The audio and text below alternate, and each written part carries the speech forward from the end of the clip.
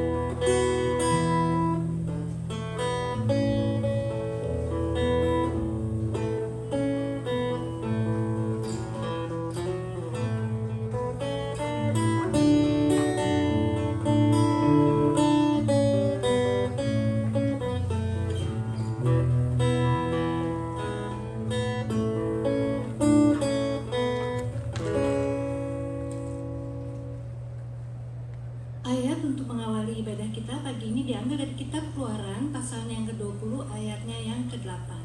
Call to worship is taken from the book of Exodus chapter 20 verse 8. Saya undang jemaat untuk bangkit berdiri. Keluaran 20 ayatnya yang ke-8 mengatakan, "Ingatlah dan kuduskanlah hari Sabat." Demikianlah firman Tuhan. Mari kita buka ibadah kita dengan pujian penghormatan. Hari ini harinya Tuhan, disambung dengan dari terbit matahari. Mari kita menyanyikannya dengan penuh sukacita karena hari ini adalah harinya Tuhan. Hari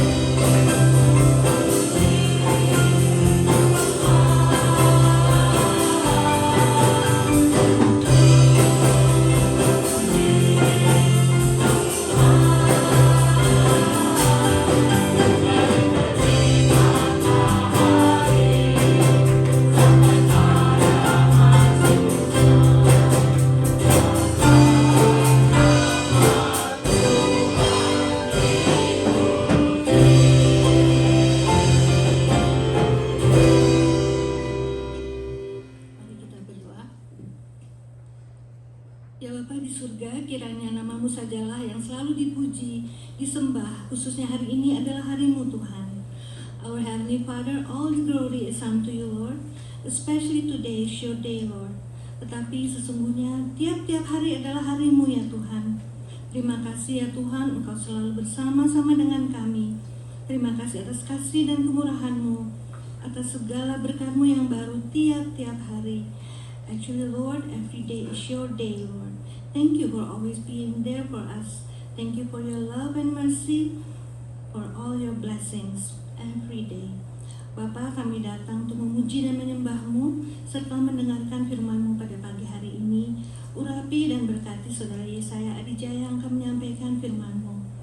Father God, we come to praise and worship you, and we also ready to hear your word. Bless and anoint Yesaya who will deliver your message. Berkati dan sertai juga saudara-saudara kami yang masih dalam perjalanan, agar mereka dapat tiba di sini dan beribadah bersama. Bless and be with our brothers and sisters who are still on their way, so they will arrive safely and worship together with us here. Father God, we lift up our service into your hand. Bapa di surga, kami serahkan ibadah kami ke dalam tangan-Mu. Di dalam nama Tuhan Yesus kami telah berdoa dan mengucap syukur. Amin. Silakan jemaat untuk duduk kembali. Berita pengharapan diambil dari kitab Yohanes pasalnya yang ke-14 ayatnya yang ke-27. The words of hope is taken from the book of John, chapter 14, verse 27. Saya akan membacakannya. Yohanes 14 ayatnya yang ke-27 berbunyi demikian. Damai sejahtera kutinggalkan bagimu, damai sejahtera-Ku kuberikan kepadamu. Dan apa yang kuberikan tidak seperti yang diberikan oleh dunia kepadamu. Janganlah gelisah dan gentar hatimu. Demikian firman Tuhan. Mari kita sambut berita pengharapan dengan pujian Beautiful Savior. Ya, Tuhan Yesuslah yang terindah dalam kehidupan kita. Dialah satu-satunya pengharapan dalam hidup kita. Mari kita nyanyikan pujian.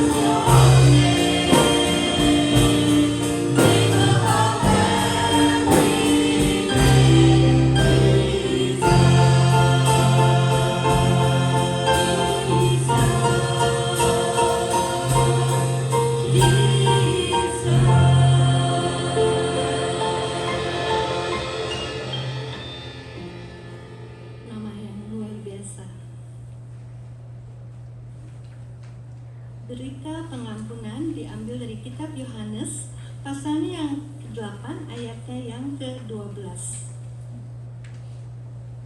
The words of forgiveness is taken from the book of John, chapter 8, verse 12. Yohanes 8 ayatnya yang ke-12 berbunyi demikian. Maka Yesus berkata pada orang banyak, katanya, "Akulah terang dunia.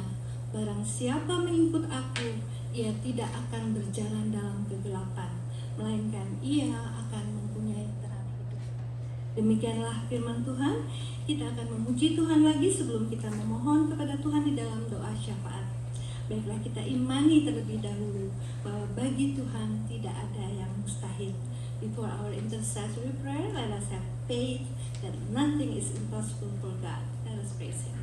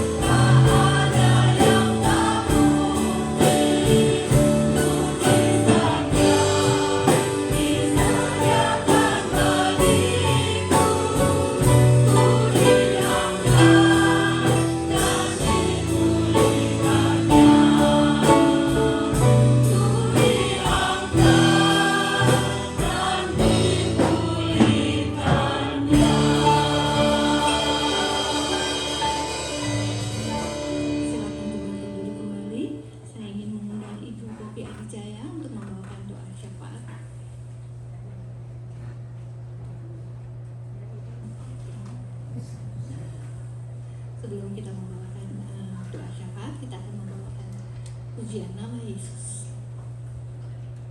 Nama Yesus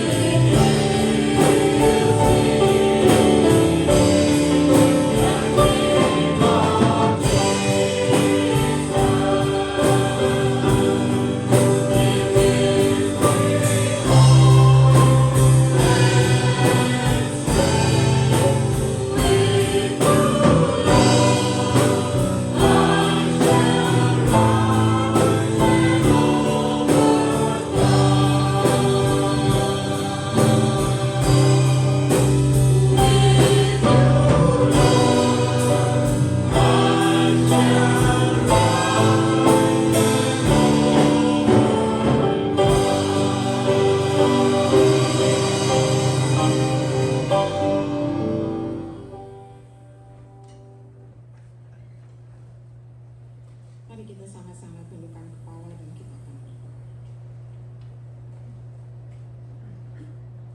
Tuhan, Bapa yang bertahta di dalam surga, kami mau bersyukur dan berterima kasih karena Tuhan begitu mengasihi kami. Tuhan, kemurahan dan kasih-Mu selalu Engkau nyatakan di dalam kehidupan kami hari demi hari sampai kepada saat ini.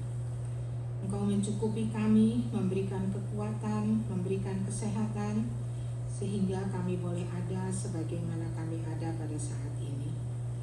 Tuhan, di dalam perjalanan hidup kami mengikut Engkau, kami juga seringkali berdosa kepada Tuhan.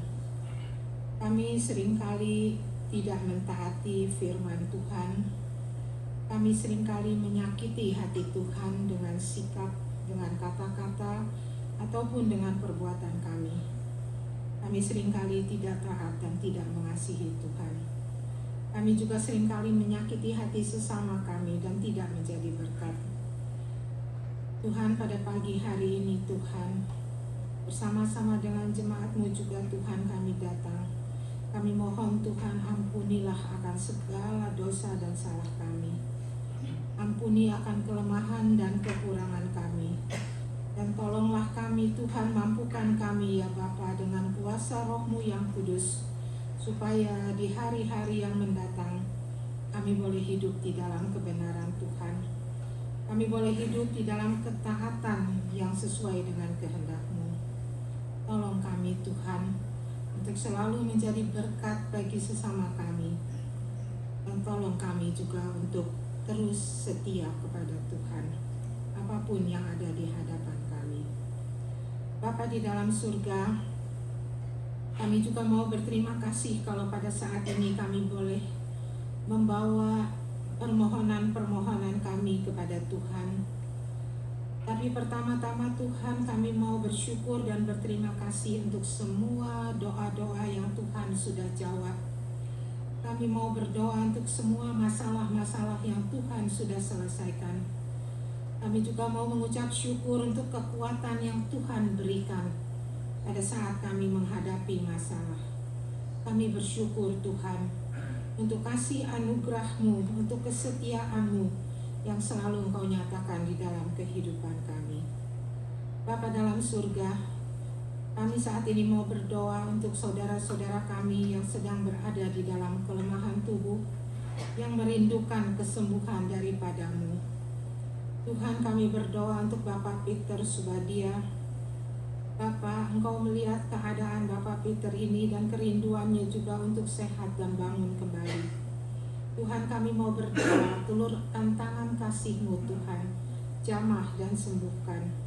Dan sementara menunggu kesembuhan-Mu Tuhan, biarlah Bapak Peter boleh tetap di dalam damai sejahtera Tuhan, tetap bersukacita karena tahu Tuhan menyertai hidupnya. Dan kami juga mau berdoa untuk Tuhan berikan kekuatan, sukacita dan damai sejahtera-Mu kepada Ibu Syuna yang setia mendampingi Pak Peter. Bapa di dalam surga, kami juga mau berdoa saat ini untuk Ibu Elvir, supaya tidak lagi merasakan kesakitan di dalam tubuhnya. Tuhan jamah dan Tuhan berikan kesembuhan. Tuhan, kami juga mau berdoa untuk mamanya Paul. Tuhan, kami mohon belas kasihan-Mu menjamah menyembuhkan Ibu Tina Gunadi. Dan kami juga mau berdoa buat Pastor Paul yang sementara ini mendampingi ibunya. Tuhan juga berikan kekuatan, kesehatan, supaya kehadiran Pastor Paul boleh menjadi berkat buat ibunya dan semua orang yang dijumpainya. Tuhan berkati juga pelayanan Pastor Paul di sana. Tuhan juga berkati Santi dan semua anak, cucu dan menantunya dengan berkat dan damai sejahtera-Mu. Tuhan, kami juga mau berdoa untuk Pastor Steve dan keluarga yang juga melayani di gereja-Mu di sini, agar Tuhan terus membuat mereka boleh menjadi berkat yang boleh memuliakan nama Tuhan. Bapa di dalam surga, pada saat ini kami juga mau mendukung di dalam doa saudara-saudara kami yang setiap minggu didoakan oleh Pastor Paul, sekalipun kami tidak mengenalnya Tuhan. tapi kami mau terus berdoa untuk kesembuhan mereka. Kami berdoa untuk kesembuhan saudara Anyol, saudara Mira, saudara Herwi, saudara Andri, Stefani, dan yang lain-lainnya Tuhan. Tolonglah ya Tuhan, biarlah Tuhan tangan kasih-Mu mau menjamah dan menyembuhkan mereka. Kami juga berdoa untuk para senior dari gereja kami yang sudah tidak bisa datang lagi ke gereja. Tuhan, walaupun mereka tidak bisa ke gereja, tapi biarlah firman Tuhan tetap mereka dengar, dan hati mereka boleh tetap bersukacita karena boleh mendengar suara-Mu. Kami berdoa juga untuk hamba-hamba-Mu dan majelis gereja yang melayani di tempat ini. Tuhan, biarlah Engkau juga memberkati, memberikan hikmat dan kekuatan, supaya nama Tuhan boleh makin dimuliakan melalui gereja-Mu di tempat ini. Pada akhirnya Tuhan, kami juga mau berdoa bagi setiap jemaat-Mu yang hadir pada saat ini. Tuhan tahu apa yang ada di dalam hati kami masing-masing. Tuhan berkati, Tuhan berikan damai sejahtera di dalam hidup kami. Dan sekarang Tuhan, Kau juga memberkati firman-Mu yang akan disampaikan oleh Yesaya, berbicara kepada setiap anak-anak-Mu yang mendengar dan juga hamba-Mu yang menyampaikan. Biarlah nama Tuhan dipuji, dihormat, dan dimuliakan. Di dalam nama Yesus kami mau berdoa dan mengucap syukur. Terima kasih Tuhan. Amin.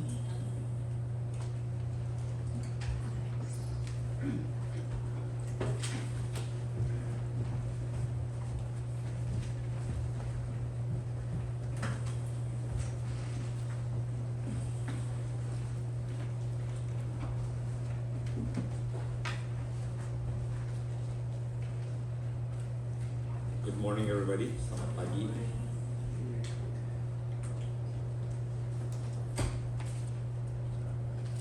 Let us pray one more time. Mari kita doa sekali lagi sebelum kita ke firman Tuhan, before we read the Bible. Our Father in heaven, Bapa kami yang di surga, we ask for your guidance. Kami minta pemimpinan-Mu so we can understand your word, supaya kami dapat mengerti firman-Mu. Please let your Holy Spirit to work in our hearts. Tolong supaya Roh-Mu yang kudus bekerja di hati kami, and help us to see our Savior, and tolong kami Tuhan untuk melihat Juru Selamat kami. In Jesus' name we pray. Dalam nama Yesus, amin. If you have your Bible, if you could open to 1 Corinthians chapter 13. Tolong buka ke 1 Korintus ayat 13.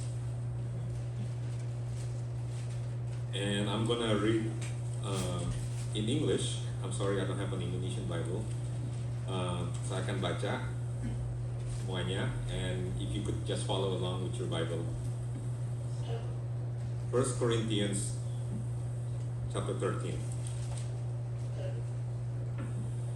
And if I speak in the tongues of men and of angels, but have not love, I am only a resounding gong or a clanging cymbal. If I have the gift of prophecy and can fathom all mysteries and all knowledge, and if I have a faith that can move mountains, but have not love, I am nothing. If I give all I possess to the poor, and surrender my body to the flames, but have not love, I gain nothing. Love is patient, love is kind, it does not envy, it does not boast, it is not proud, it is not rude, it is not self-seeking, it is not easily angered, it keeps no record of wrongs. Love does not delight in evil, but rejoices with the truth. It always protects, always trusts, always hopes, always perseveres. Love never fails. But where there are prophecies, they will cease. Where there are tongues, they will be stilled. Where there is knowledge, it will pass away. For we know in part, and we prophesy in part. But when perfection comes, the imperfect disappears. When I was a child, I talked like a child. I thought like a child. I reasoned like a child. When I became a man, I put childish ways behind me. Now we see but a poor reflection as in a mirror. Then we shall see face to face. Now I know in part, then I shall know fully, even as I am fully known. And now these three remain: faith, hope, and love. But the greatest of this is love. Most of us probably have attended a wedding ceremony where 1 Corinthians 13 was recited. Mungkin di antara kita banyak yang pernah menghadiri pernikahan di mana 1 Korintus 13 dibaca. It is the great chapter on love that even unbelievers love to recite as an expression of love. 1 Korintus 13 adalah bab chapter dari mengenai kasih, dan di mana orang-orang tidak percaya pun juga suka mengulanginya sebagai ekspresi kasih. In reality, this chapter is like a double-edged sword because it comforts us, but at the same time reminds us how often we fail in loving God and others. Chapter 13 ini seperti pedang bermata dua, di mana kita mendapat penghiburan dan at the same time kita juga ditegur karena kita seringkali gagal untuk mengasihi Tuhan dan mengasihi sesama. It's important to note that this letter to the Corinthians was written for the church with so many problems. Sangat penting bagi kita untuk mengetahui bahwa surat ini ditulis ke Korintus, ditulis kepada gereja yang banyak masalah. Paul did not write chapter 13 for wedding ceremonies. Paulus tidak menulis 1 Korintus 13 untuk pernikahan. Although there is nothing wrong to recite it during a wedding. Walaupun itu tidak ada salahnya untuk mengulanginya pas di pernikahan. Paul wrote chapter 13 to remind the Corinthians the characteristics of God's love as the church was dealing with so many issues. Paulus menulis chapter 13 untuk mengingatkan jemaat-jemaat di Korintus akan karakter-karakter Tuhan di mana akan karakter cinta Tuhan di mana gereja itu sedang mengalami banyak masalah. Let's try to understand this chapter within the context of the first 12 chapters of 1 Corinthians. Jadi kita coba pagi ini untuk mengerti chapter ini dalam konteks chapter dari 12 pertama. Chapter 13 is the continuation of chapter 12. Chapter 13 itu sambungan dari chapter 12. The original letters and early manuscripts did not have the chapters and verses. The chapters and verses were added much later to aid readers.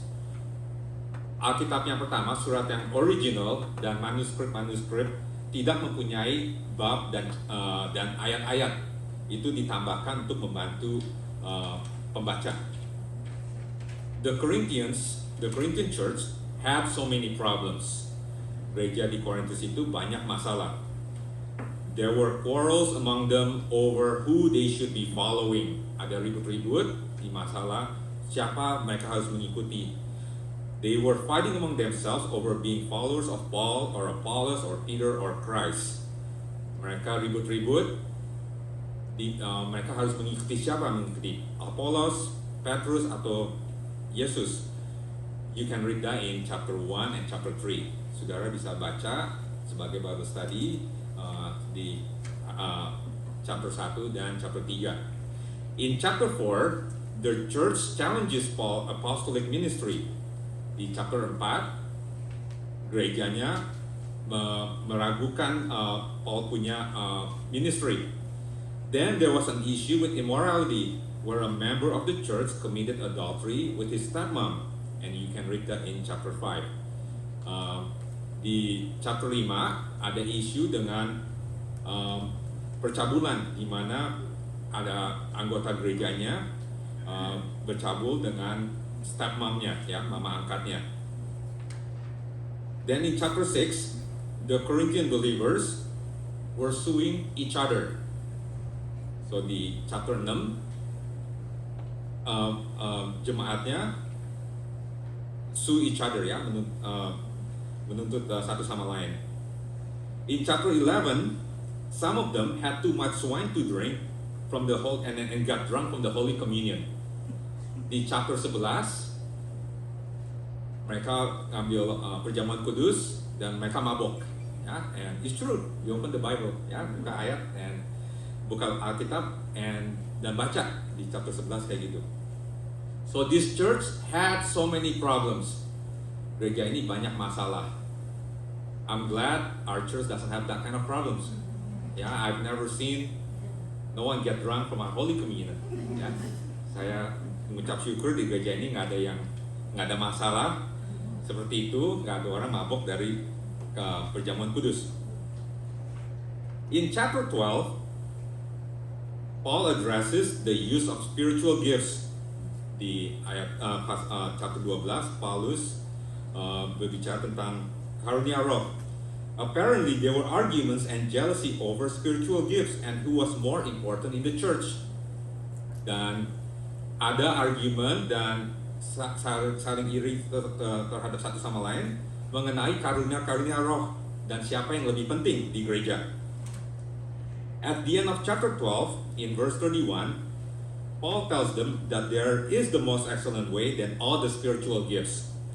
Di akhir chapter 12, ayat 31, Paulus memberitakan bahwa ada cara lain yang lebih daripada karunia-karunia roh. This most excellent way is love. Ya, jalan yang lebih excellent, lebih hebat, lebih baik itu adalah jalan kasih. Love is what was lacking in Corinthian church. Love is what is lacking in many church today. Gereja Korintus itu kekurangan kasih, dan banyak gereja sekarang juga kekurangan kasih. Sorry, I don't have PowerPoint. I ask God for power and then I just try to make the point. So the first 3 verses of chapter 13, Paul addresses that whatever spiritual gifts you might have that is not used and motivated by love, you don't gain anything from that gift. 3 ayat pertama di chapter 13, Paulus memberi petunjuk bahwa karunia roh apapun yang kita punya, kalau dipakai dan tidak bermotivasi dari kasih, kita tidak mendapat apa-apa dari karunia itu. We can be effective for the Lord if we use our gifts without love. Kita tidak bisa efektif untuk Tuhan kalau kita tidak memakai karunia dari Tuhan dengan kasih. Jesus talks a lot about our reward in heaven. Paul here reminds us that there is no reward for us even if we have many spiritual gifts if we don't have love. Tuhan Yesus berbicara banyak tentang reward di surga. Paulus di sini mengingatkan bahwa nggak ada reward bahasa Indonesia apa ya? Upah ya, tidak banyak upah. Ya kalau kita tidak memakai, kita punya karunia, kita punya gift, kalau kita tidak punya kasih. From verse 4 to 7, Paul describes what love is, what love does, and what love is not, and what love does not. Okay, I'm sorry. Paul describes what love is, what love does not, what love is not, and what love does. Okay, dari ayat 4 sampai ayat 7, Paulus menjelaskan apa itu kasih, apa itu bukan kasih. Okay, apa itu bukan perbuatan kasih, apa itu bukan kasih, dan apa itu perbuatan kasih. Okay, so what love is, what love does not, what love is not, and what love does. There was an old song, maybe some of you know, by the band Foreigner. Yeah, that goes something like this. I wanna know what love is. I want you to show me. I wanna feel what love is. I know you can show me. I wanna know what love is. I know you can show me. So ada lagu itu ya. Maaf nggak ada bahasa Indonesia ya. So the song does not ask what love does, what love does not, and what love is not. Lagu itu tidak menanyakan apa itu perbuatan kasih, apa itu bukan perbuatan kasih, apa itu kasih dan apa itu bukan kasih. What is missing in verse 4 to 7 is what love feels like. Yang kehilangan dari lagu itu adalah yang kehilangan di ayat 4 sampai 7 yang tidak dijelaskan ialah kasih itu berasanya apa ya? The feeling of love. Love is not defined by emotion. Ya. Kasih tidak ditentukan, didefine melalui emosi atau perasaan. Let's look at what love is. Ya, mari kita lihat apa itu kasih. Love is patient and love is kind. Kasih itu sabar, kasih itu murah hati ya, terjemahan Indonesia ya. Only those two adjectives describe what love is. Cuma dua adjektif itu, sabar dan kasih. The question is, how do you measure patience and kindness? Pertanyaannya, bagaimana kita mengukur kesabaran dan kebaikan dan kemurahan hati? In some translation, the word patient is translated as long suffering. Di translation yang lain, kata patient ditranslate sebagai panjang sabar ya. Long suffering is you suffer long, menderita lama. So, patient is to be long suffering. Do you remember when you were dating? Ingat nggak kalau yang ini lagi pacaran? I'm pretty sure you were so patient, right? Saya yakin semuanya sangat sabar. Ya, mungkin dulu ada yang nyanyi kemesraan ini cepat berlalu, right? You sing that song, that famous song from by Iwan Fals, right? Ya, jangan. And then after you married for a long time, and then you seen the ugly side of your spouse, okay? Kalau udah kawin begitu lama, udah ngeliat semua keburukannya, apakah masih do you still sing the same song? Apakah masih nyanyi yang sama? Mungkin nyanyi, I hope ya semuanya nggak ada yang nyanyi seperti ini. Pernikahan ini tolonglah cepat berlalu. I hope nobody sings that, right? Nobody sings, oh I hope this marriage go away pretty fast. Yeah? Okay? Patience is an attribute of God. Kesabaran itu adalah sifat Tuhan. God demonstrates His patience throughout the pages of Scripture and throughout history. Tuhan menunjukkan kesabarannya di seluruh isi Alkitab ya, dan di seluruh sejarah. In Romans 2 verse 4 it says, or do you presume on the riches of His kindness and forbearance and patience, not knowing that God's kindness is meant to lead you to repentance? Ya, Roma 2 ayat 4 mengatakan, maukah engkau menganggap sepi kekayaan kemurahannya, kesabarannya, dan kelapangan hatinya? Tidakkah engkau tahu bahwa maksud kemurahan Allah ialah menuntun engkau kepada pertobatan? Dan juga, and at the same time in 2 Peter 3 verse 9 it says, the Lord is not slow to fulfill His promise, as some count slowness, but is patient toward you, not wishing that any should perish, but that all should reach repentance. Di 2 Petrus 3 ayat 9 juga berkata, Tuhan tidak lalai menepati janjinya, sekalipun ada orang yang menganggapnya sebagai kelalaian, tetapi Ia sabar terhadap kamu, karena Ia menghendaki supaya jangan ada yang binasa, melainkan supaya semua orang berbalik dan bertobat. Like Paul, Peter understood about God's patience when he wrote it. Seperti Paulus, Petrus juga mengerti tentang kesabaran Tuhan. Peter also remembered what Jesus said in Luke 17 verse 3 to 4. Pay attention to yourselves. If your brother sins, rebuke him, and if he repents, forgive him. And if he sins against you 7 times in the day and turns to you 7 times saying, I repent, you must forgive him. Petrus juga ingat apa yang Tuhan Yesus katakan di Lukas 17 ayat 3-4. Jagalah dirimu.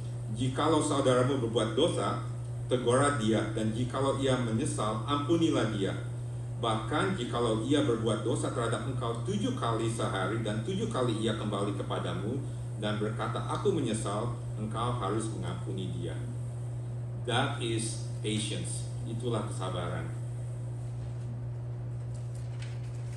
Patience is the willingness to endure for the sake of repentance.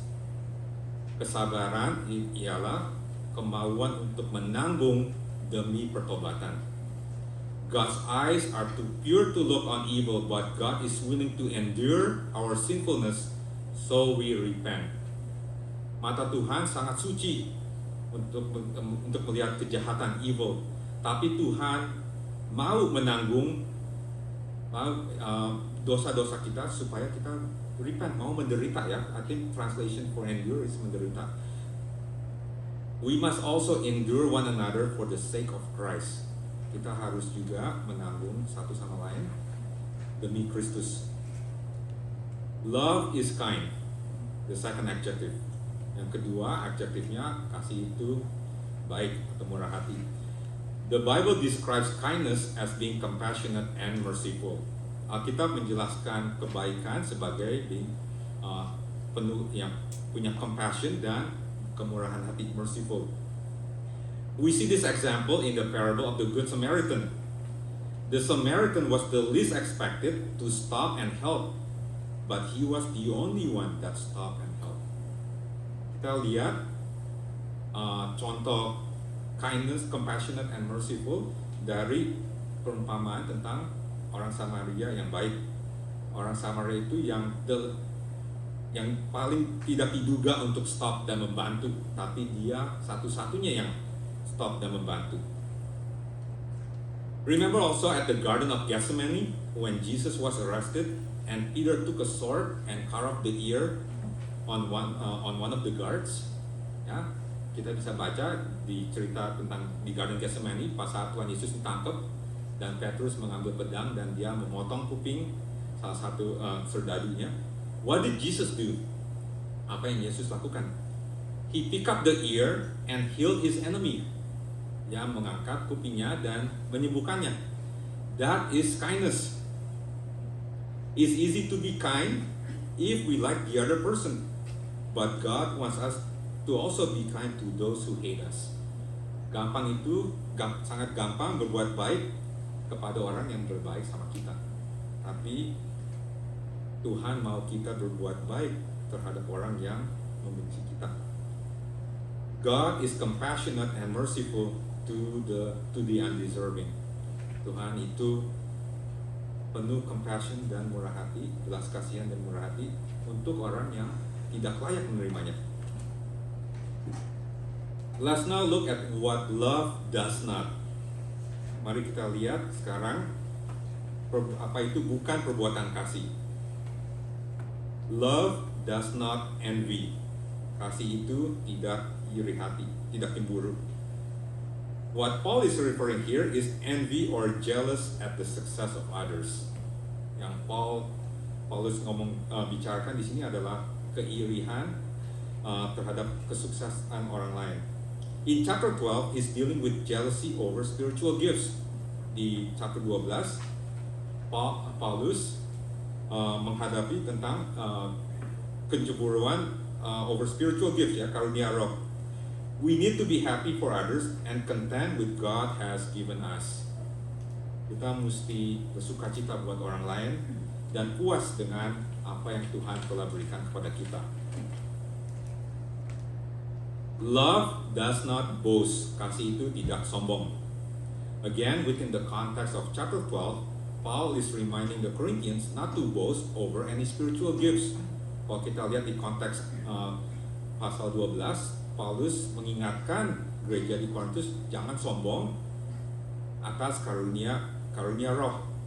Perhaps in that church, they had a conversation that goes something like this. Mungkin di gereja itu ada konversasi seperti ini di antara jemaat. One of them said, "Oh, I have the gift of prophecy.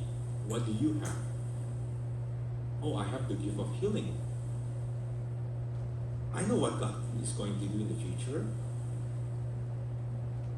Well, I can heal you if you're sick. I can know your future, when you're gonna get sick. So what? I can heal myself. Ya, maybe konversasinya seperti itu ya. Di gereja itu mereka ribut soal karunia roh. Satu bilang, oh saya punya karunia nubuat. Kamu punya apa?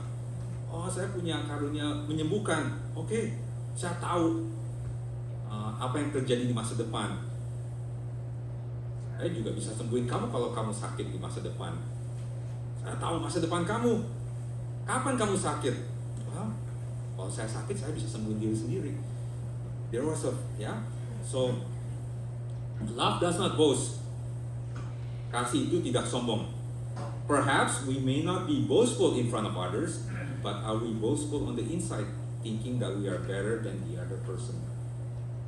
Mungkin kita tidak sombong di depan orang lain, tapi apakah kita sombong di hati kita sendiri?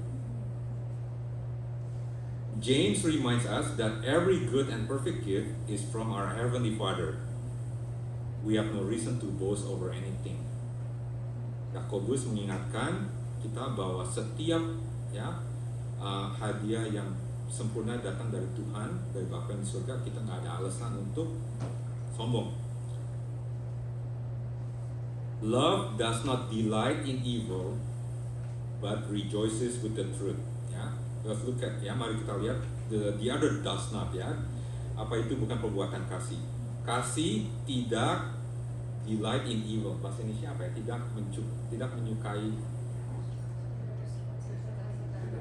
tidak bersuka cita atas kejahatan. Sorry, my Indonesian is fifth grade Indonesian. Kasih itu tidak bersuka cita atas kejahatan, tapi rejoices ya dengan kebenaran. True love doesn't compromise. Ya, kasih yang benar itu tidak kompromi dengan kebenaran. Many times we are mistaken that if we truly love someone, we must compromise truth. Kadang-kadang kita suka salah kalau kita mikir kalau kita mengasihi orang lain kita harus kompromi dengan kebenaran. Ya, it's true that in any relationship you have to make compromises.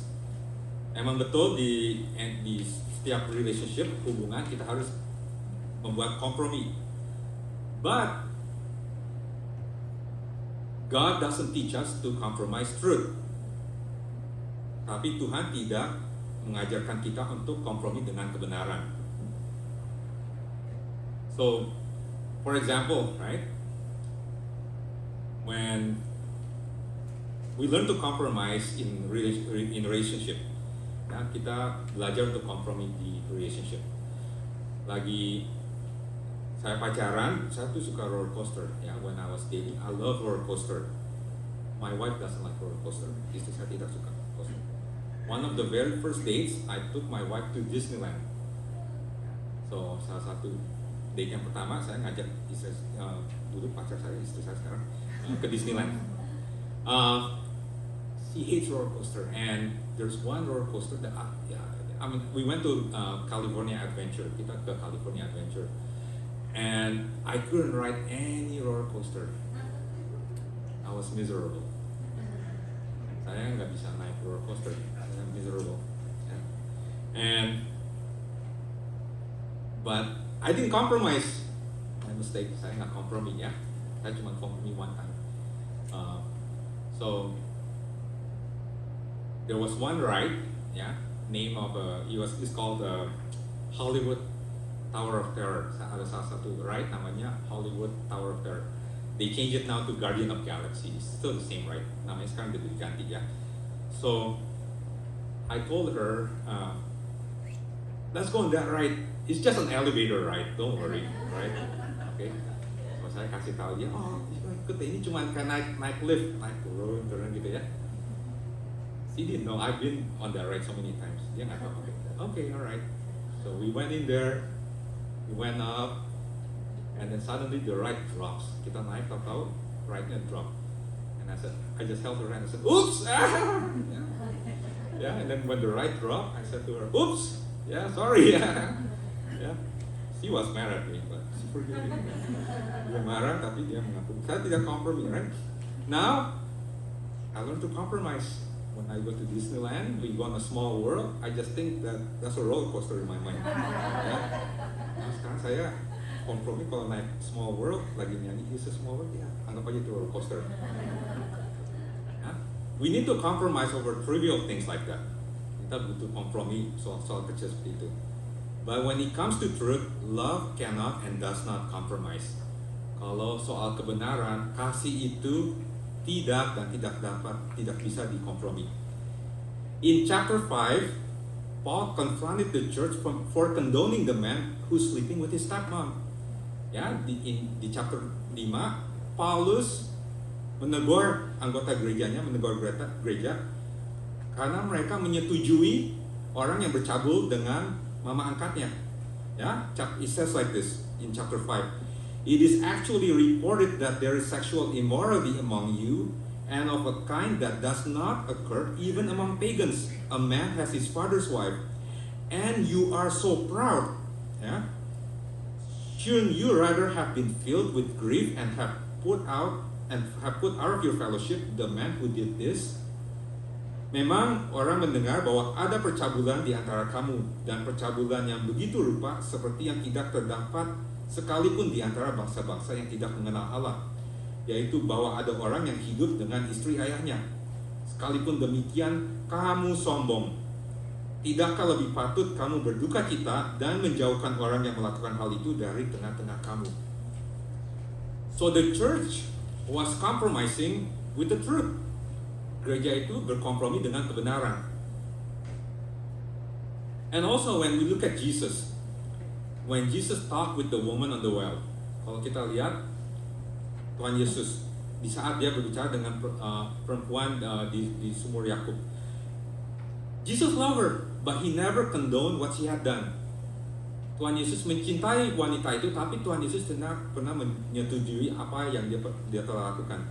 She had married 5 times and now live with her boyfriend. Ya, dia sudah menikah 5 kali dan dia sekarang tinggal dengan pacarnya. Ya, Jesus confronted her and exposed her sin. Tuhan Yesus menegurnya dan expose dosa perempuan itu. So what good is it if you love someone but doesn't confront their sin that leads them to hell? Okay? Apa gunanya kalau kita mengasihi seseorang tapi kita tidak menegur dosanya yang menuju kepada neraka?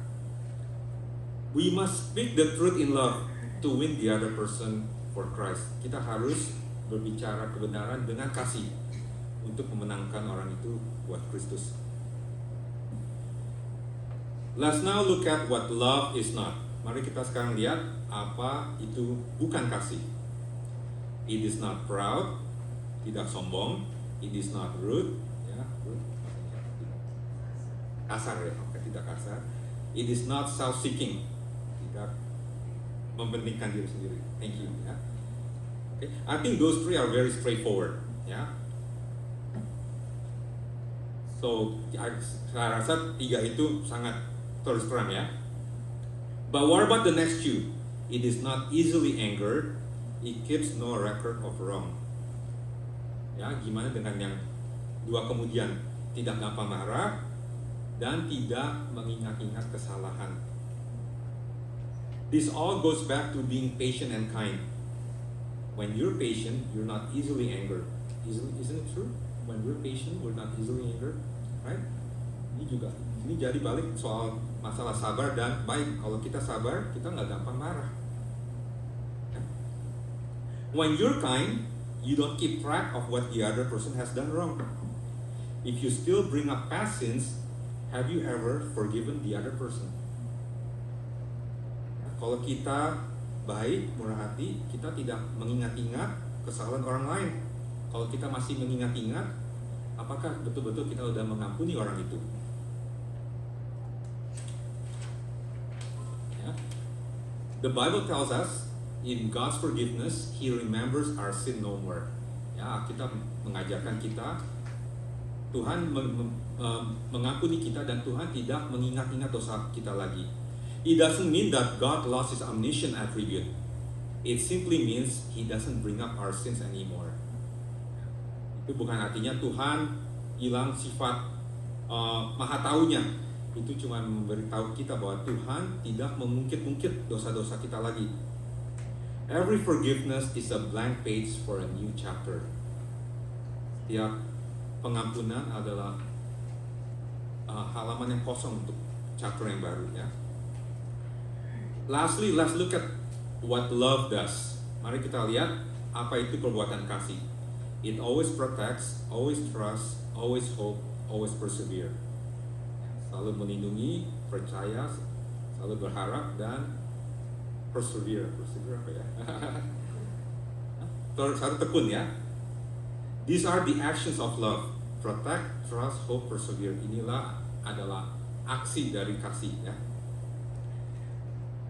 In verse 8 to 12, ya, di ayat 8 sampai 12, ya, it describes love never fails or love never ends. Kasih itu tidak pernah gagal atau kasih itu tidak pernah berkesudahan. Christ's love is perfect, but our love isn't. Kasih Kristus sempurna, tapi kasih kita tidak sempurna. God wants us to grow in love. We need to stop being a child and grow in love. Tuhan mau kita untuk bertumbuh di dalam kasih. Kita butuh stop being like a child, ya, seperti anak kecil, dan bertumbuh di dalam kasih. In Galatians 5:22, love is listed as a fruit of the Spirit. Di Galatia 5:22, kasih itu adalah salah satu dari karunia roh. It's a really good metaphor because the more nurtured the tree is, the more fruit it bears. Ya, itu suatu metafor yang baik, di mana pohon yang dirawat makin banyak buahnya. If we nurture our soul with God's word and His love, the more we will bear the fruit of love. Kalau kita merawat, kita punya soul, dengan kasih Tuhan dan dengan firman-Nya, kita akan mempunyai buah kasih. Yang terakhir, lastly, in verse 13, and now these three remain: faith, hope, and love. But the greatest of this is love. Di ayat 13 dikatakan, ya, yang kasih, pengharapan, iman, pengharapan, dan kasih, tapi yang terbesar adalah kasih. What is Paul saying? Apa yang Paul katakan? What does he mean by this? Paul is not saying that love is more superior than faith and hope. Ya, we need to understand that Paul is not saying that love is more superior than faith and hope. Paulus tidak mengatakan bahwa kasih itu lebih penting, lebih superior daripada iman dan pengharapan. Let's look at how Paul uses faith, hope, and love in his other writing. Okay? Mari kita ngelihat bagaimana Paulus memakai kata-kata iman, pengharapan, dan kasih, ya, di surat yang lain. If you have your Bible, let's turn to Colossians 1 verse 3 to 6. Mari kita lihat Kolose 1 ayat 3 sampai 6. Okay? Ya. Colossians 1 verse 3 to 6. We always thank God, the Father of our Lord Jesus Christ, when we pray for you, because we have heard of your faith in Christ Jesus and of the love you have for all God's people. The faith and love that spring from the hope stored up for you in heaven, and about which you have already heard in the true message of the gospel that has come to you. In the same way, the gospel is bearing fruit and growing throughout the whole world, just as it has been doing among you since the day you heard it and truly understand God's grace. Kami selalu mengucap syukur kepada Allah, Bapa Tuhan kita, Yesus Kristus, setiap kali kami berdoa untuk kamu, karena kami telah mendengar tentang imanmu dalam Kristus Yesus, dan tentang kasihmu terhadap semua orang kudus, oleh karena pengharapan yang disediakan bagi kamu di sorga. Tentang pengharapan itu telah lebih dahulu kamu dengar dalam firman kebenaran, yaitu Injil yang sudah sampai kepada kamu. Injil itu berbuah dan berkembang di seluruh dunia. Demikian juga di antara kamu sejak waktu kamu mendengarnya dan mengenal kasih karunia Allah dan dengan sebenarnya.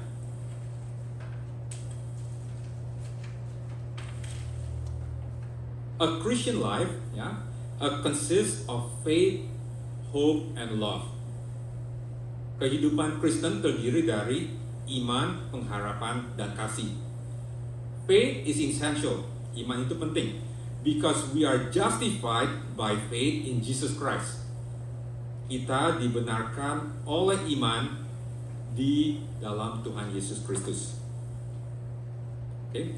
Our righteousness comes from Jesus, who lived a perfect life on our behalf. Kebenaran kita datang dari kebenaran Kristus yang hidup dengan sempurna untuk kita. So we place our faith in Jesus for what He has done for us. Jadi kita menaruh iman kita kepada Yesus yang telah melakukan kebenaran untuk kita. Jesus died for our sins and we place our faith in Him because He will justify us before God on account of His righteousness. Tuhan Yesus mati untuk dosa kita dan kita menaruh iman kita di dalamnya karena Dia yang akan membenarkan kita di depan Tuhan, ya, on account, ya, on of His righteousness, karena kebenarannya. Jadi kita iman itu penting. So faith is important. We are justified by faith for what Jesus has done for us. Because one day when we see God, there is nothing that we can say to God, I come to heaven because I've done this because of my own effort. Ya, iman itu penting because karena kita tidak bisa suatu waktu pas saat kita bertemu dengan Tuhan dan kita berkata kepada Tuhan, saya layak masuk surga karena saya telah melakukan sekian. Ya, we are justified before God what Christ has done for us, not what we have done for us. We are justified by faith for what Christ has done for us. Jadi so we put our faith in Jesus, who lived a perfect life for us. Jadi kita menaruh kepercayaan kita, iman kita kepada Yesus yang telah melakukan semuanya dengan sempurna bagi kita.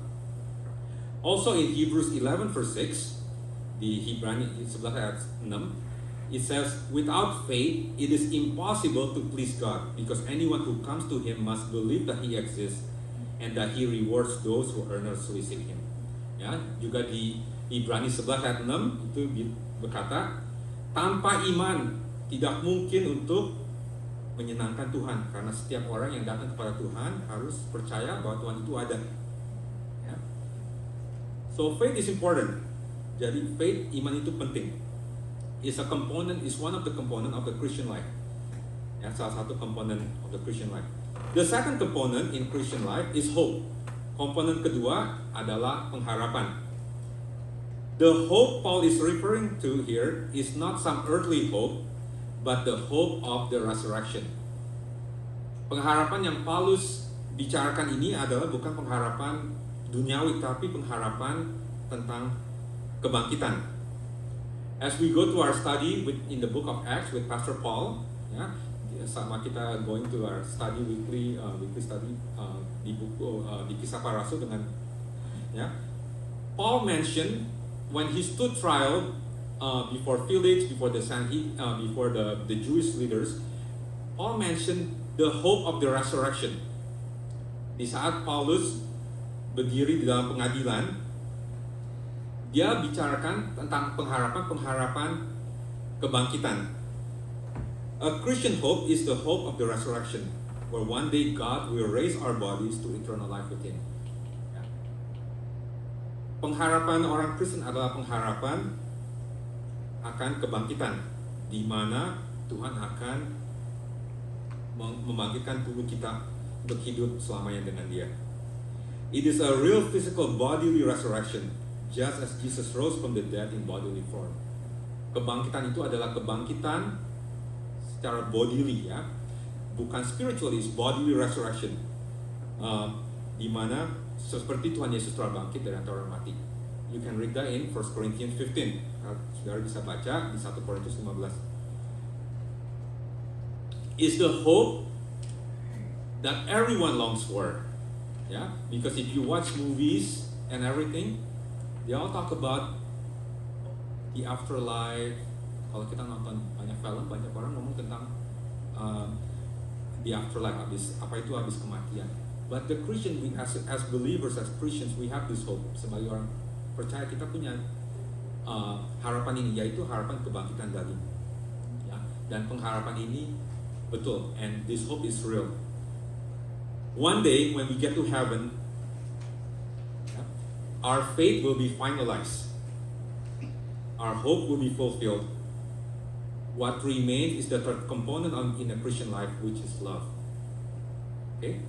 Suatu waktu pas kita masuk ke surga, iman kita sudah selesai. Kita punya pengharapan sudah tercapai. Yang sisanya yang tinggal adalah komponen ketiga ini dari kehidupan Kristen adalah kasih. Love will continue for eternity. Kasih itu akan terus berjalan selamanya. Paul is not saying that love is greater than faith and hope in terms of importance. What he simply is saying that love is the greatest because it continues throughout eternity. Paulus tidak bilang bahwa kasih itu lebih besar dalam kepentingan. That's not itu Paulus tidak ngomong tentang soal itu. Yang dia bicarakan ialah kasih itu is the greatest, terbesar karena kasih itu terus berjalan untuk selama-lamanya. Our love for God is the only thing we can take beyond the grave. Kasih kita untuk Tuhan ya cuma satu-satunya yang kita dapat bawa ya beyond the grave. In conclusion, God wants us to have a taste of heaven when we live in a loving community with one another. Tuhan mau kita merasai surga di dunia ini di saat kita mengasihi satu sama lain di dalam komunitas kita ya. In heaven there is no more sin and evil. Di surga nggak ada dosa, nggak ada kejahatan.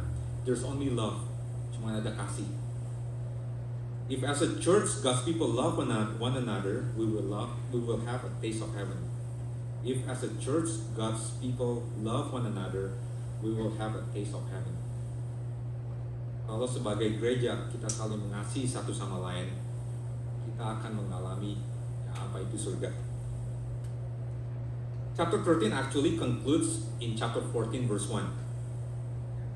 Kesimpulan chapter 13 sebenarnya itu selesainya di chapter 14 ayat 1. Follow the way of love and eagerly desire spiritual gifts, especially the gift of prophecy. Kita ikuti jalan kasih. Our love is not perfect, but we need to follow the way of life. Kasih kita tidak sempurna, tapi kita harus mengikuti ya jalan kasih. Love is a commitment. Isn't it true? Kasih itu adalah komitmen.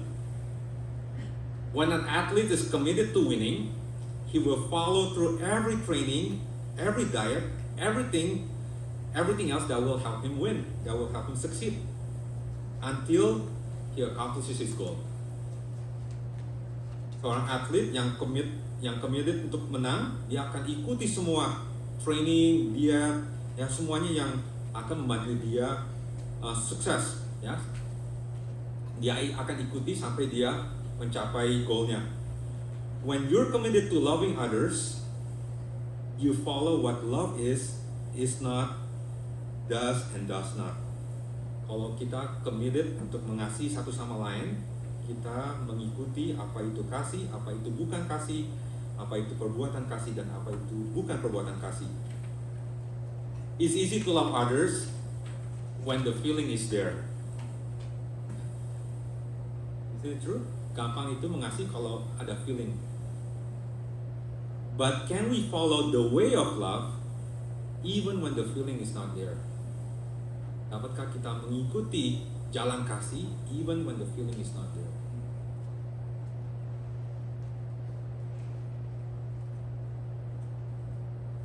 I wanna, maybe one day when we get to heaven, I wanna ask Peter, ya. Suatu hari nanti kalau pas kita di surga, saya mau nanya Petrus, ask Peter, how did you feel when Paul rebuked you? Bagaimana perasaan kamu pas Paulus menegur kamu? In Galatians, Paul rebuked Peter. Di buku Galatia, Paulus menegur Peter. Peter is one of the pillars of church. One of the three closest disciples to Jesus. Petrus adalah salah satu pengikut Tuhan Yesus yang paling dekat sama Tuhan Yesus. But Paul rebuked him. I want to ask Peter, how did you feel? Did you still love Paul? Ya mungkin kita nanya sama Peter di surga, bagaimana perasaan kamu? Kamu masih mengasihi Paul? Maybe he would say at that time, I didn't like it. I didn't have any feeling for Paul. Mungkin pada saat itu dia akan bilang, oh pada saat saya ditegur saya tidak mengasihi Paul. Nggak ada perasaan untuk mengasihi Paul. But because he followed the way of love, he loved Paul. Karena dia mengikuti jalan kasih, dia mengasihi Paulus.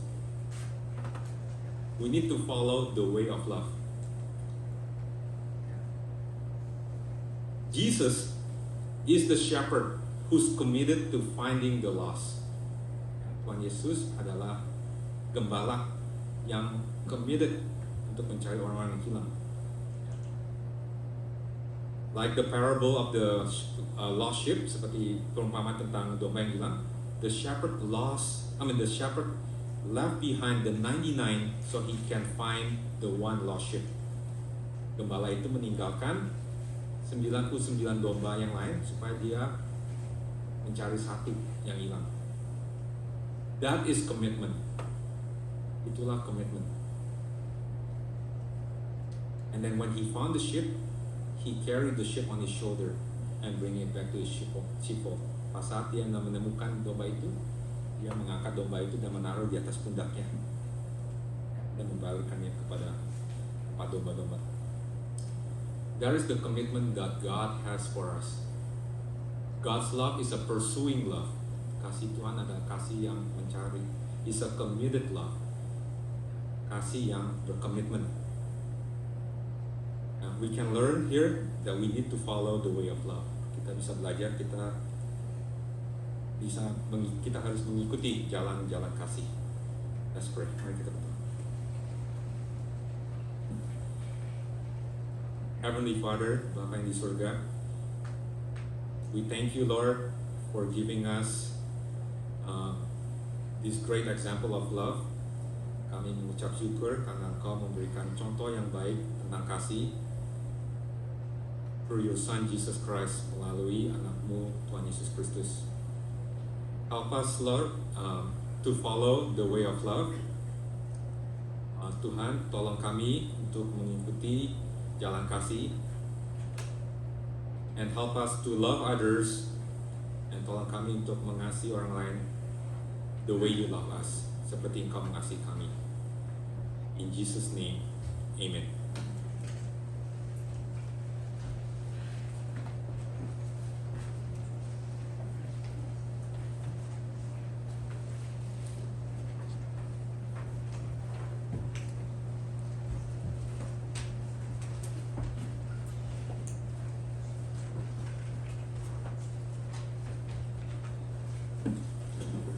Terima kasih Yesaya untuk firman Tuhan yang telah menguraikan arti kasih yang sesungguhnya bagi kita. Thank you for describing what real love is. Yeah? God's love is eternal, so may we all have a heart like God's love. I can see how you really love your ex-pacar, ya. So you can compromise. Mari kita sambut firman Tuhan dengan pujian Trust and Obey. Saya undang jemaat untuk bangkit berdiri.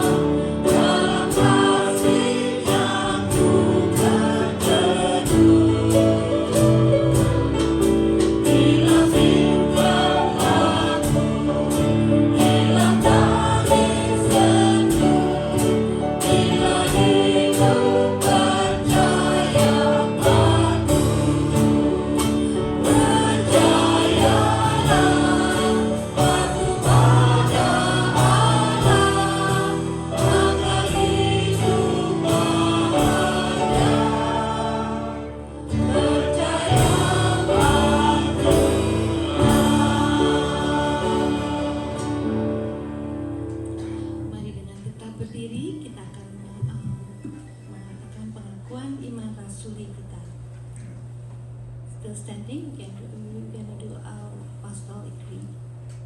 Mari kita sama-sama membacakan pengakuan iman rasuli. Aku percaya kepada Allah Bapa yang Maha Kuasa, Khalik langit dan bumi, dan aku percaya kepada Yesus Kristus, Anaknya yang tunggal, Tuhan kita, yang dikandung daripada Roh Kudus, lahir dari anak darah Maria, yang menderita di bawah pemerintahan Pontius Pilatus, disalibkan, mati dan dikuburkan, turun dalam kerajaan maut. Pada hari yang ketiga, bangkit pula dari antara orang mati, naik ke surga, duduk di sebelah kanan Allah, Bapa yang Maha Kuasa, dan akan datang dari sana untuk menghakimi orang yang hidup dan yang mati. Aku percaya kepada Roh Kudus, gereja yang kudus dan am, persekutuan orang kudus, pengampunan dosa, kebangkitan daging, dan hidup yang kekal. Amin. Jemaat berduduk kembali. Kita akan mendengarkan persembahan pujian yang akan dibawakan oleh Saudara Kimberly Wong dengan judul Betapa Dalamnya. Betapa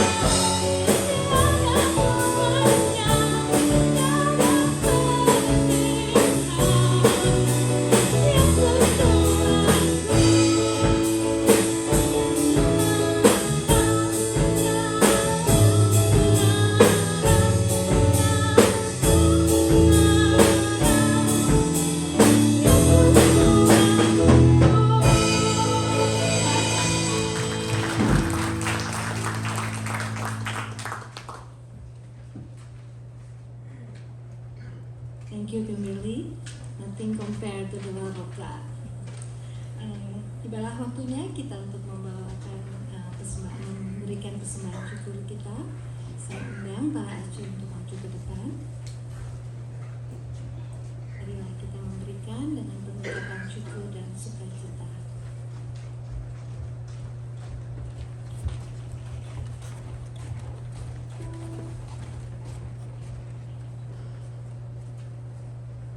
Saya boleh minta kesediaan Saudari Inga untuk membawakan doa persembahan. Bapa, terima kasih jika pada pagi hari ini kami dapat berkumpul di rumah-Mu yang kudus ini ya Bapa. Terima kasih untuk pujian-pujian dan juga firman-Mu yang Kau berikan kepada kami ya Bapa. Bapa, pada saat ini izinkan kami untuk memberikan sebagian dari berkat yang Kau berikan kepada kami. Biarlah kiranya berkat ini dapat membesarkan kerajaan-Mu ya Bapa. Terima kasih ya Bapa, dalam nama-Mu yang kudus kepanjatkan doa ini. Amin. Amin.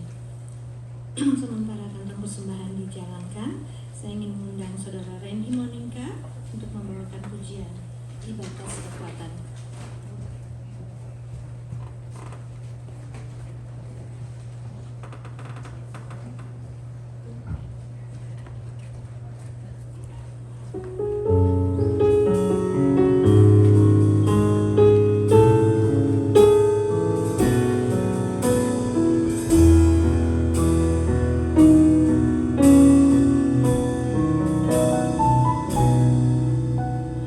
Kekuatanku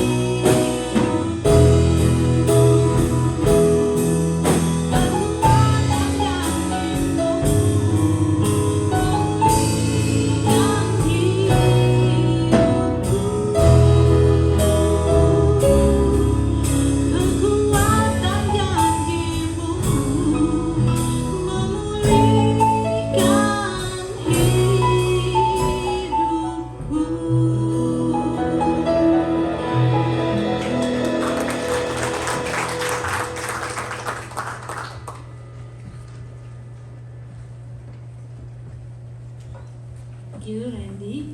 Yes, when we have no more strength, God is there. Yeah, He's always there for us. He's very faithful. Ya, kita akan mengakhiri ibadah kita dengan pujian Tuhan Yesus setia. Ya, kita akan memuji Tuhan lagi ya dengan pujian ini. Baiklah, kita pegang janji Tuhan bahwa Tuhan kita adalah Tuhan yang setia. Dan undang jemaat untuk bangkit berdiri.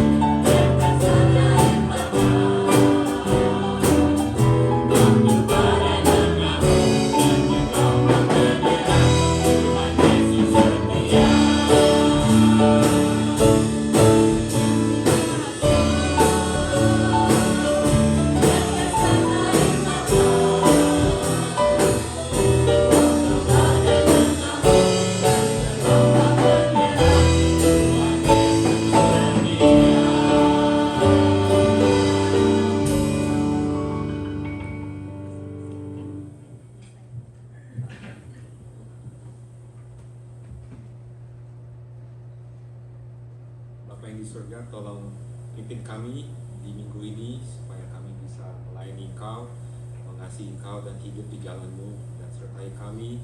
Dan juga kami mohon supaya Kau sertai Pastor Paul selama dia di Indonesia.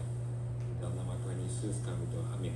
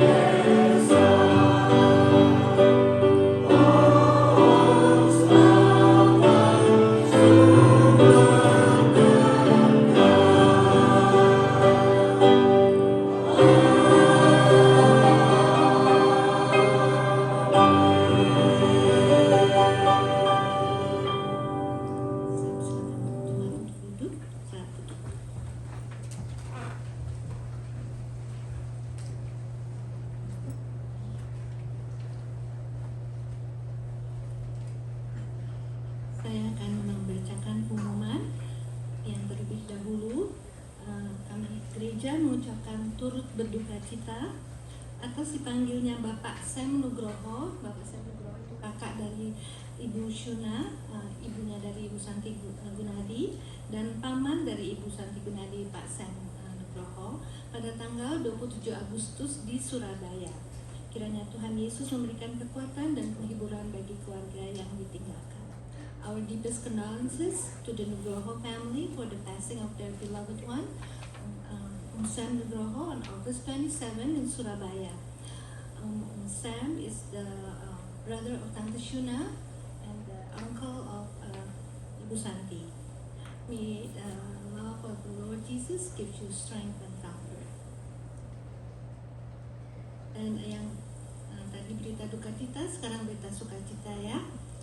Gereja mengucapkan selamat kepada Pak Paul Gunadi dan Ibu Santi dan juga Jonathan dan Melody Doe atas kelahiran Joshua Doe, cucu yang keempat dari Pastor Paul dan Bu Santi, dan anak pertama dari Jonathan dan Melody pada hari Minggu yang lalu tanggal 21 Agustus. Congratulations. Perjamuan kudus akan diadakan minggu depan. Harap jemaat berdoa dan mempersiapkan hati dan pikiran kita. Yang ketiga, hari ini juga akan diadakan latihan paduan suara. Terima kasih bagi mereka yang sudah ambil bagian dalam pelayanan hari ini. Tuhan memberkati semua. Ada yang wajah baru pada hari ini? Ada yang first timer? Ada ya? Kami ingin mengucapkan selamat hari ulang tahun hari ini kepada Ibu Pampang. Ibu Pampangnya lagi repot di dapur ya, lagi masak untuk kita. Yang kedua, Brian Uwi. Yang ketiga, Rosie Grossman, 28 Agustus. Yang keempat, Indria Tyson, tanggal 29. Tanggal 2 September, Bapak Paul Lim. 2 September juga Ibu Susi Sidarta. 2 September juga adik Aisyah Adijaya. Dan 2 September Bapak Hengki Lee. 2 September ini kita pesta ya. Kehadiran dan persembahan minggu lalu dapat dibaca di screen, dan juga pelayanan minggu depan. Harap semua nama yang tertera di situ datang tepat pada waktunya. Selamat melayani. Mari kita tutup ibadah kita dengan doa. Bapa di surga, terima kasih atas penyertaan-Mu sepanjang ibadah kami tadi. Kiranya ibadah kami ini selalu menyenangkan hati-Mu ya Tuhan. Father God, thank you for being with us. May our praise and worship always pleases you, Lord. Terima kasih atas firman-Mu. Kiranya kami dapat mempunyai karakter yang penuh kasih seperti-Mu ya Tuhan. May we have a character that full of love like you, Lord. Kami terus berdoa agar Engkau selalu memimpin langkah kami, mengisi hati kami dengan kuasa Roh Kudus, sehingga kami selalu hidup menurut kehendak-Mu ya Tuhan. We pray that you will guide our steps, fill our heart with the Holy Spirit, so we can live according to your will only, Lord. Bapa, sebentar nanti kami juga akan bersekutu dan bersantap bersama. Berkati persekutuan kami, berkati makanan yang akan kami santap. Bless our fellowship, bless the food that we're about to eat, and bless the needy ones who cannot eat today, Lord. Let us be a channel of blessing to them. Father God, ya Tuhan, kiranya kami juga boleh menjadi saluran berkat bagi orang-orang yang kekurangan pada hari ini. Father God, we lift up our life into your hand. Kami serahkan sisa hidup kami dalam tangan-Mu. Di dalam nama Tuhan Yesus kami telah berdoa dan mengucap syukur. Amin. Ibadah selesai. Selamat hari Minggu.